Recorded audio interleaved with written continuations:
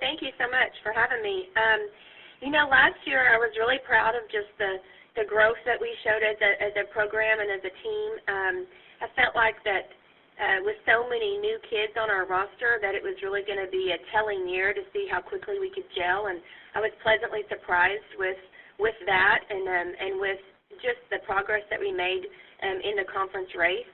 I think that it kind of ended on a disappointing note, with us in the conference tournament. I thought that Texas State really got after us for a third time, and I think our kids kind of took that to heart. I think they were really wanting to, to be able to make some progress in that tournament. But I did think that we had some bright spots, particularly from our younger kids. I think that is going to be kind of interesting this year because, that sophomore slump that you might get in, if you will.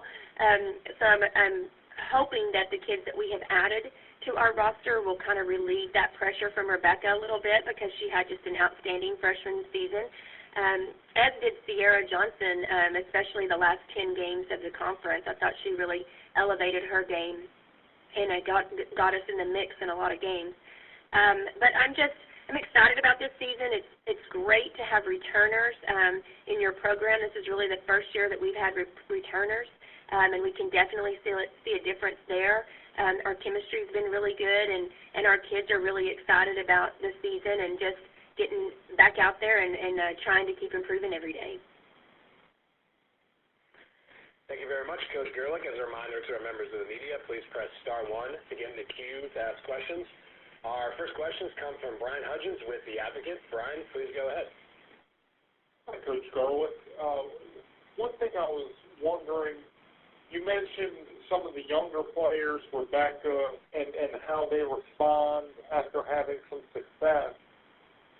When you look at the conference as a whole, and you have first-place votes spread out over a handful of teams, including Little Rock, Lafayette, Arkansas State, Troy, does the competitive level of the conference maybe make some of your younger players almost maybe make them more advanced than a typical sophomore, just because of having dealt with that competition level every game? Well, I definitely think that it pushes them to a level that they haven't been on before, because I think in high school I don't think their districts are set up like that. I just don't think they're as competitive from top to bottom as our conferences, and I mean, we've got some really talented teams, and every night that we step out on the court, it's a dogfight, and I think that part of it really made them have to grow up quickly last year.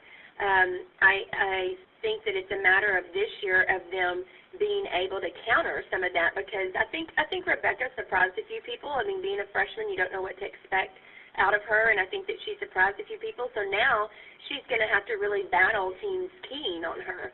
And I don't think that pressure should be put on her as much as it should be on her teammates to step up and relieve some of that pressure. But I do think that it certainly has made them more seasoned more quickly than maybe in other programs or other conferences because of the battles that they're going to have to face day in and day out. Thank you very much, Brian. Our next question comes from Dan McDonald with McD Media. Dan, please go ahead. Coach, you talked about Rebecca surprising some people. What does she need to do between that freshman year and her sophomore year to step up her game? She has worked extremely hard in the off season to get stronger, to be able to jump better, to be able to move quicker. Because I think all of those things she would say, as well as we would, are things that are going to hold her back if she doesn't continue to become a better athlete. But I think more than anything, because of the type of kid Rebecca is, she's going to really have to guard against putting that pressure on herself. She's such a perfectionist and wants to do everything exactly right when we're coaching her. And we've already seen a little bit of that in the preseason of her just, putting a little too much pressure on herself and not being as productive as she'd like to be. So I think she's going to have to guard against her own self more than anything. But she has such a great work ethic, and her teammates really love her, that I feel like that she's going to really succeed no matter what. One more question. Williams came off the bench and sort of gave you that offense last year off the bench. Who's going to fill that role?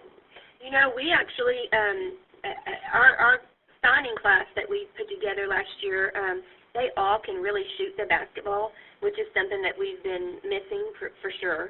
But I think that Kami Cole is a kid that's going to be able to provide us that offense that we've been missing on the perimeter.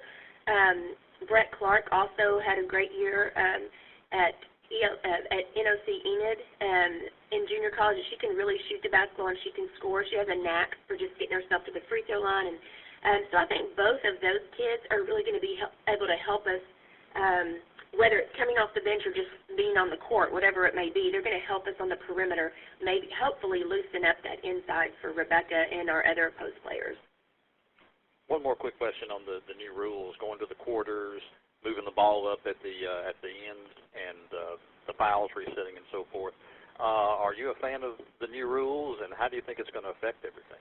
You know, I think it's going to be good. I mean, I don't know. I mean, I would really have liked to have seen some games where we can really look at them and evaluate it kind of before we just jump in the fire with it. But at the same time, I think advancing the ball in the last minute is going to make for some exciting finishes. I think that's really good. I think it's going to take some time teaching your kids how to not advance it, you know, and understanding that rule so that you can get that timeout. I think the quarters is going to be good. I'm a fan for them resetting the fouls because we like to press. We like to play man-to-man. You know, we have a tendency to put people on the line, so I'm hoping that will help us not do that as much and maybe keep some kids from getting out of foul trouble so much.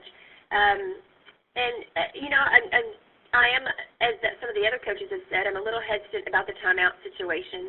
I mean, I like that they need to play through some things, but I also think that it really can put you in a bind if you use a timeout early and then you don't have one for a while. And we all know that, you know, the game is a game of runs and momentum, and you've got to be able to change that momentum sometimes. So it's going to be interesting. I think it's going to be exciting. It's exciting for the game. Anything we can do to advance the women's game is great.